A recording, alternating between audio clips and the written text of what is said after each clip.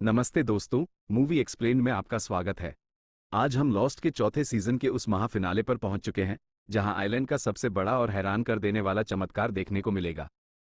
इस 3 भागों वाले special season finale there number place like home में आज हम समझेंगे कि कैसे आइलैंड अपनी जगह से हमेशा के लिए गायब हो जाता है, कैसे ओशियानिक 6 आइलैंड से बाहर निकलते हैं और ताबूत के अंदर पड़े उस रहस्यमयी शख्स का असली सच क्या है। कहानी की शुरुआत करने से पहले थोड़ा पीछे चलते हैं।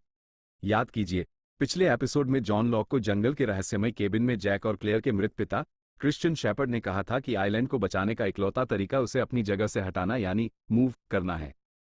वहीं जहाज पर खूंखार कमांडो लीडर मार्टिन कीमी ने कैप्टन का गला रेत दिया था और खुद की बांह पर एक ऐसा डेड मैन स्विच बम बांध लिया था जो उसकी धड़कन रुकते ही पूरे जहाज को उड़ा देगा। इसी मोड़ से शुरू होता है यह महाफिनाले।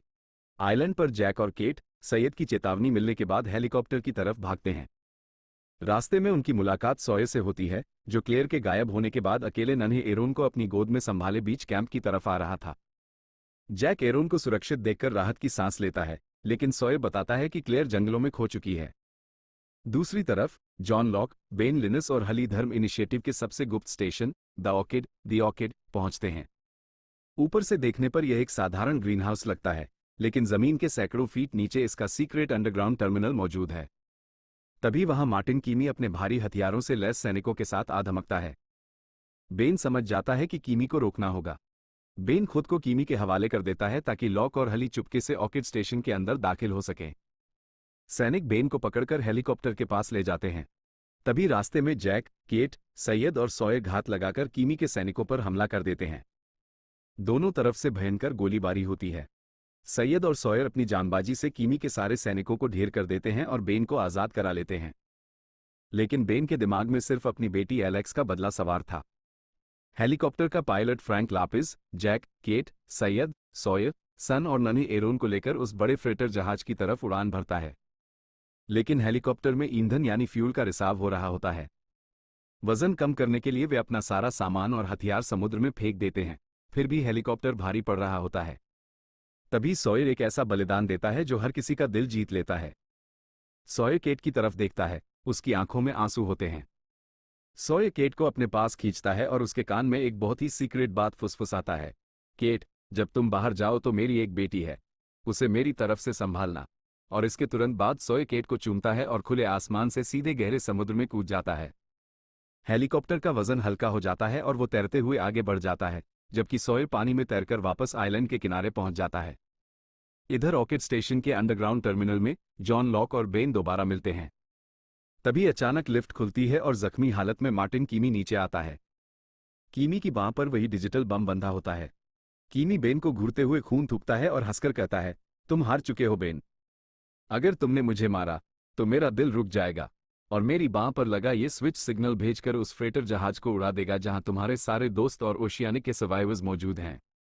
लॉक चिल्लाकर बेन को रोकता है, रुको बेन, इसे मत मारो, जहाज पर बेकसूर लोग हैं। लेकिन बेन अपनी बेटी की मौत के अंधी सनक में इतना अंधा हो चुका था कि वो लॉक की बात नहीं सुनता। बेन अपनी जेब से चाकू निकालता है और चिल्लाता है, मुझे उस जहाज के लोगों की कोई परवाह नहीं है।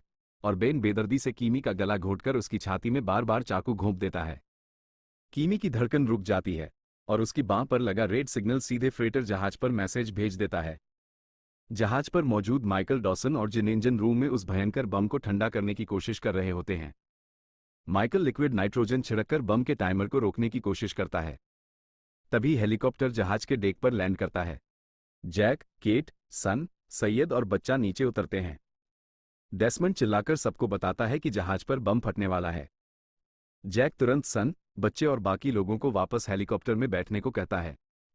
जिन इंजन रूम से भागकर अपनी प्रेग्नेंट पत्नी सन के पास डेक पर पहुंचने ही वाला होता है कि तभी बम का टाइमर 0 हो जाता है।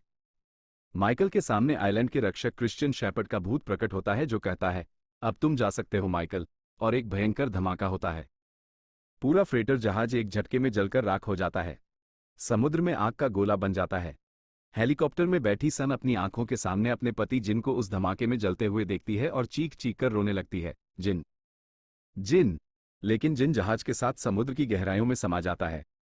अब आते हैं आइलैंड के उस सबसे बड़े चमत्कार पर जिसे देखकर दुनिया हैरान रह गई थी। कीमी को मारने के बाद बेन ऑर्किड स्टेशन के सबसे पिछले हिस्से में जाता है। वहां एक पुरानी बर्फ से ढकी गुफा होती है, जहां का तापमान -डिग्री में होता है। गुफा की दीवार में एक बहुत बड़ा, प्राचीन पत्थर का पहिया, एक्सोटिक मैटर व्हील, लगा होता है, जिससे नीली रहस्यमयी रोशनी निकल रही होती है। बेन लॉक के कंधे पर हाथ रखता है और बड़े भावुक अंदाज में कहता है, मुझे माफ कर देना जॉन, जो भी हुआ उसकी जिम्मेदारी मेरी है। अब यह आइलैंड तुम्हारा है। तुम्हें यहाँ के लोगों का लीडर बनना होगा। लॉक पूछता है, और तुम्हारा क्या होगा बेन? बेन दुखी मन से जवाब देता है, जो इंसान इस पहिए को घुमाता है, उसे हमेशा के लिए आइलैंड छोड़ना पड़ता है। मैं कभी वापस नहीं आ सकूंगा। बेन अपनी पूरी ताकत लगाकर उस जमे हुए लोहे और पत्थर के पहिए को घुमाने लगता है। पूरे आइलैंड में भूचाल आ जाता है। जमीन हिलने लगती है, आसमान का रंग बैंगनी, पर्पल हो जाता है और एक भयंकर रोशनी पूरे समुद्र में फैल जाती है। हवा में उड़ रहे हेलीकॉप्टर से जैक, केट और सैयद नीचे देखते हैं, तो उनके पैरों तले जमीन खिसक जाती है। जिस जगह पर वो विशाल आइलैंड मौजूद था, वहां से पूरा का पूरा आइलैंड एक पल में हवा में गायब हो चुका था। नीचे सिर्फ नीला समुद्र दिखाई दे रहा था। हेलीकॉप्टर का ईंधन पूरी तरह खत्म हो जाता है और वो समुद्र में क्रैश हो जाता है। जैक, केट, सैयद, सन, डेस्मंड, फ्रैंक और नन्हा एरोन एक लाइफ बोट पर तैरते रहते हैं। कई दिनों तक भटकने के बाद उन्हें समुद्र में पेनेलोप, पेनी का एक सर्च शिप दिखाई देता है। डेस्मंड और पेनी आखिरकार सालों बाद एक दूसरे के सामने आते हैं और रोते हुए गले मिलते हैं। यहां जैक सबको इकट्ठा करता है और एक कसम दिलवाता है, हम दुनिया को कभी आइलैंड का सच नहीं बताएंगे। अगर हमने सच बताया तो चार्ल्स विडमोर आइलैंड की खोज में बाकी बचे लोगों, सॉयर, लॉक और जूलियट को मार डालेगा। हम दुनिया से कहेंगे कि हम सिर्फ 6 लोग बचे हैं और बाकी सब क्रैश में मारे गए। और इसी तरह जन्म होता है द ओशियानिक सिक्स का। अब आते हैं इस पूरे सीजन के सबसे धमाकेदार और होश उड़ा देने वाले आखिरी दृश्य पर।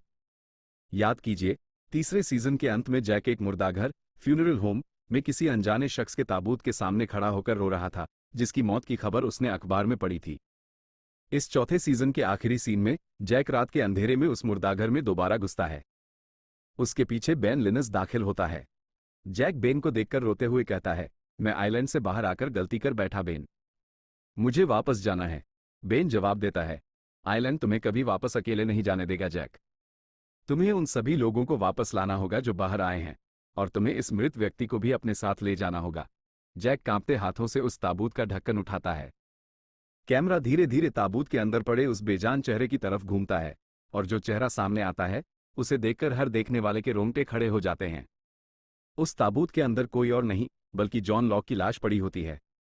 जॉन लॉक आइलैंड से बाहर आने के बाद जेरेमी बेंथम के नाम से रह रहा था और उसकी मौत हो चुकी थी। तो दोस्तों, इस 3 भाग वाले धमाकेदार सीजन फिनाले से 4 सबसे बड़े खुलासे होते हैं। पहला, सॉयर के त्याग और बेन के पहिया घुमाने की वजह से आइलैंड अपनी जगह से गायब यानी टाइम और स्पेस में शिफ्ट हो गया। दूसरा, फ्रेटर जहाज में धमाके की वजह से माइकल और जिन मारे गए, या ऐसा माना गया, जबकि सन बेबस होकर बाहर आई।